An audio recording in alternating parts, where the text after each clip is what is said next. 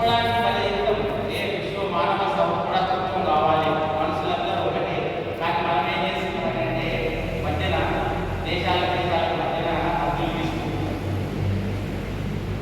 ఎందుకంటే ఈ హద్దులు తీసుకోవడం వల్ల కొన్ని మానవ హక్కులకు భంగం కలుగుతాం. ఏడా దేశాల బయట, దేశాల లోపల హక్కులకు భంగం ఎక్కడ కలుగుతాయంటే రెండు మూడు కారణాలు. ఒక కారణం ఏంటంటే మతం, రెండవ కారణం ఏంటంటే కులం, మూడవ కారణం ఏంటంటే నిరక్షరాస్యత. వీటి గురించి చాలా వేద సబ్జెక్టు ఇచ్చి నాకు 5 నిమిషాల్లో మాట్లాడాలంటే నాకు మాట్లాడి, కానీ చాలా పెద్ద సబ్జెక్ట్ ఇది. మీరు భవిష్యత్తులో మీరు చాలా తెలుసుకోవాల్సి, మీకు ఎక్కువ తెలుసుకోవాలనుకుంటే యూట్యూబ్లో పోండి, లేదంటే గూగుల్లో చదువుకోండి. ఎందుకంటే నెక్స్ట్ మీకు అవుట్లైన్ చెప్పేసి నేను ముగించుకుంటాను. ఎందుకంటే ఎక్కువ నా కూడా టైం మీకు కూడా టైం లేకపోవచ్చు. కూర్చుంటారు జాగ్రత్త కూర్చుంటారు. అయితే నేను ఏం చెప్పబోతున్నానంటే మనకున్న హక్కులేంటి, వాటికి కలుగుతున్న బంధం కలుగుతున్న కారణాలేంటి, అట్లాంటి అయినప్పుడు ఎవరు ప్రొటెక్షన్ చేస్తున్నారు, ఎట్లా ప్రొటెక్షన్ చేయగలరు, ఇది మీరు తెలుసుకుంటున్నారు. అంటే ప్రొటెక్షన్ సరే హక్కులన్నీ చెప్పేసేసిండ్రు, అవి కారణాలు చెప్పేసి బంధం కలుగుతుంది. ఆ మానవ హక్కులకు బంధం ఎట్లా కలుగుతుందో చెప్పినా కదా. ఒకటి కులాల వలన, మతాల వలన, నిరక్షరాల వలన బంధాలు కలుగుతుంది. ఇవి కారణాలు. ఇంకా కొన్ని కారణాలు ఆర్థిక కారణాలు కూడా ఉండొచ్చు. ఆర్థిక కారణాలు అంటే పైసలు దానివల్ల బంధం కలిగి ఉండొచ్చు. అది చాలా వాస్తవం.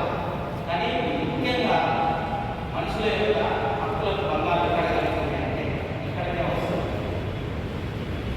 వ్యక్తి యొక్క ఆలోచనలో మనం విభేదించినప్పుడు కూడా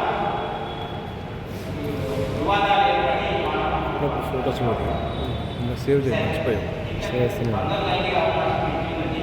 రక్షణ కలిగించే అవకాశం ఎట్లున్నది అంటే మనకు భారత రాజ్యాంగం భారతీయ పౌరులకు అందరికీ సమానమైన హక్కులు ఇచ్చింది.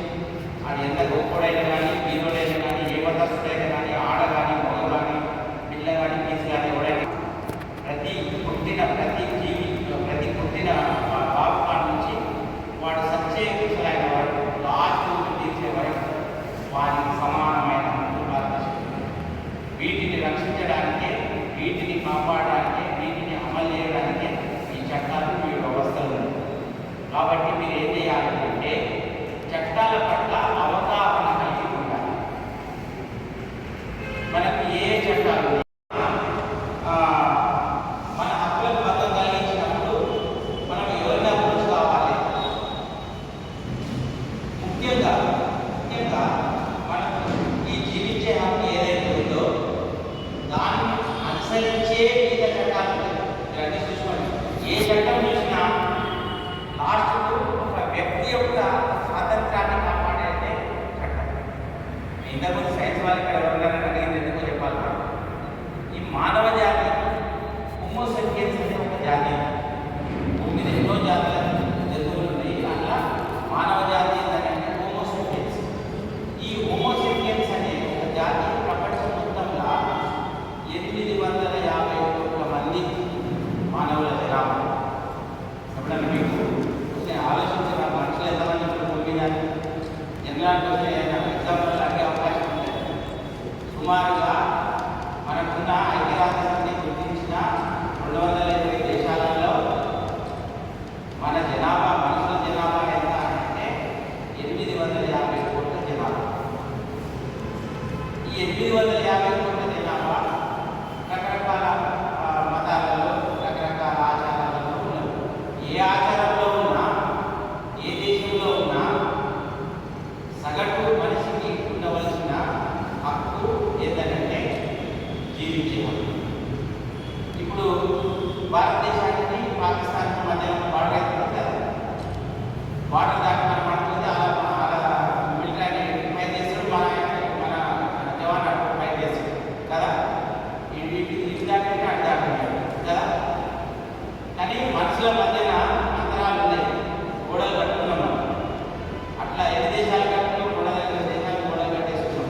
అది గోడలు మెక్సికో ఏదో ఒకటి సముద్రమా కదా.